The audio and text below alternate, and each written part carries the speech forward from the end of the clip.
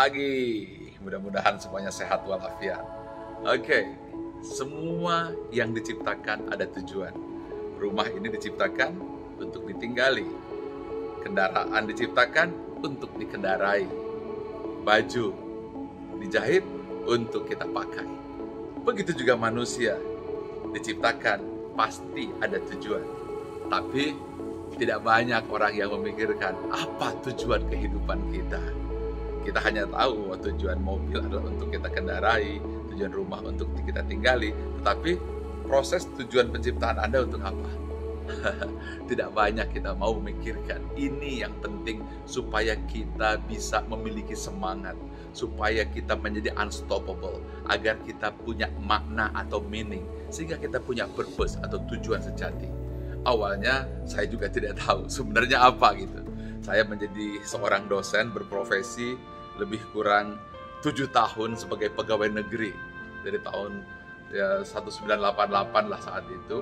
Dan kemudian saya merasa rasanya setelah 7 tahun ini kok kurang gitu. Saya mikir bahwa hidup itu bukan hanya untuk makan atau untuk sekedar dapat pensiun. Saya kira hidup adalah untuk jadi orang kaya gitu. Dan lalu saya berhenti jadi dosen dan saya mulailah menjadi pedagang celana jeans, memberanikan diri hanya dengan satu toko. Cita-cita saya sangat sederhana, cukup Rp50.000 sehari, saya rasanya sudah jadi orang kaya. Tapi begitu itu saya dapat, ternyata cuma Rp50.000 sehari, saya ingin Rp500.000 sehari. Lalu naiklah 2 toko, 3 toko. Itu juga masih belum cukup, sampai 7 toko, saya ingin 5 juta sehari. Itu benar tidak cukup, saya jadi penjual handphone pertama di Bali. Ribuan handphone saya jual. Tapi saat itu pun kalau duit so what gitu loh. Apa yang kurang? Saya harus eksis. Dan akhirnya di usia muda saya beli mobil-mobil mewah yang saat itu orang belum miliki. Dan dengan gagah saya tunjukkan rasanya saya eksis. Saya mencari pujian ke sana sini, hobinya silaturahim. Tujuannya hanyalah untuk memamerkan diri. Akhirnya apa yang terjadi di tahun 1998, semuanya rontok, semuanya habis. Di situ saya mulai merenung, saya berpikir dalam, sebenarnya hidup itu apa? Tujuan hidup itu untuk apa? 3 pertanyaan yang selama ini saya tidak menjawab. Siapa saya, di mana saya, mau kemana saya? Dalam perenungan itu saya menulis buku namanya ESQ. Dalam perenungan itu pagi, siang, sore, malam, saya mencari jawaban untuk apa saya hidup di muka bumi.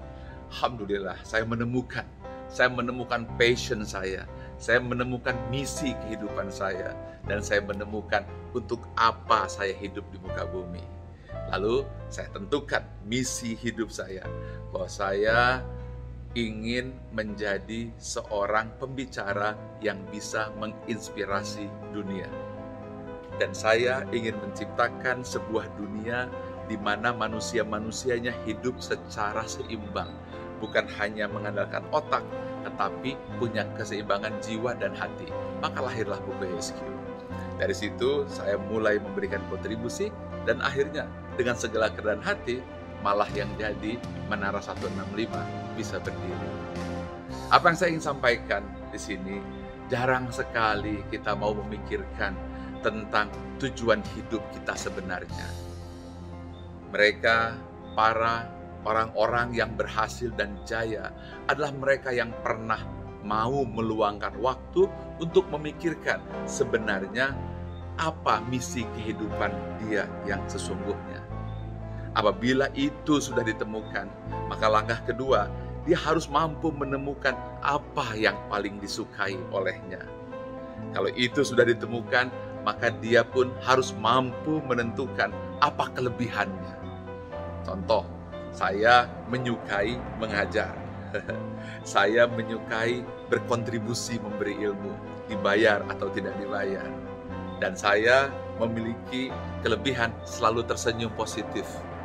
Kemudian saya ingin dunia yang seimbang antara otak, jiwa, dan hati, atau IQ, EQ, dan SQ. Maka disitulah saya menemukan misi dan visi saya secara pribadi. Baru di situ saya mulai melangkah. Nah, inilah yang harus juga Anda temukan, yaitu passion dalam diri Anda. Semangat dan energi, serta dunia seperti apa yang Anda inginkan. Kalau Anda sudah memiliki ini, barulah kita menentukan Anda ingin menjadi apa. Barulah kita tentukan Anda mau kemana. Barulah Anda tentukan dunia apa yang Anda inginkan. Barulah Anda tentukan saat ini di mana dan ke depan mau kemana. Nah, dengan cara seperti ini kita sadarlah bahwa sesungguhnya hidup bukan sekedar untuk mencari makan seperti yang selama ini diajarkan dan kita perkirakan. Makan hanyalah alat untuk sebuah misi kehidupan. Mobil, kendaraan hanyalah alat untuk mencapai tujuan. Tapi banyak orang berhenti dengan pengumpulan alat untuk makan. Akhirnya dia tersesat di dalam kekayaan. Ada yang tersesat di dalam eksistensi diri, berlomba-lomba memamerkan kekayaan. Padahal itu semuanya hanyalah alat. Ibarat mobil, itu hanyalah ban, itu hanyalah kaca spion yang tidak perlu diagung-agungkan. Karena semua manusia diciptakan dengan satu tujuan. Dan tujuan itu sudah tertuliskan di dalam jiwamu. Pertanyaannya adalah, maukah engkau meluangkan waktu sejenak untuk memikirkan sebelum memasuki tahun 2021 agar engkau tahu sebenarnya engkau itu siapa, engkau itu di mana, dan engkau itu mau kemana. Jangan terjebak kepada keinginan-keinginan yang hanya sebatas duniawi.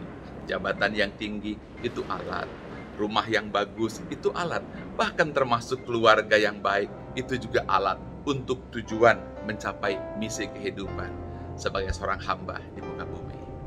Semoga tahun 2021 ini menjadi tahun yang penuh kejayaan, tahun yang penuh gemilangan. Meskipun di luar sana pandemi, tapi Anda harus mampu menemukan siapa diri Anda, di mana diri Anda, dan mau kemana Anda. Selamat berjuang. Pagi.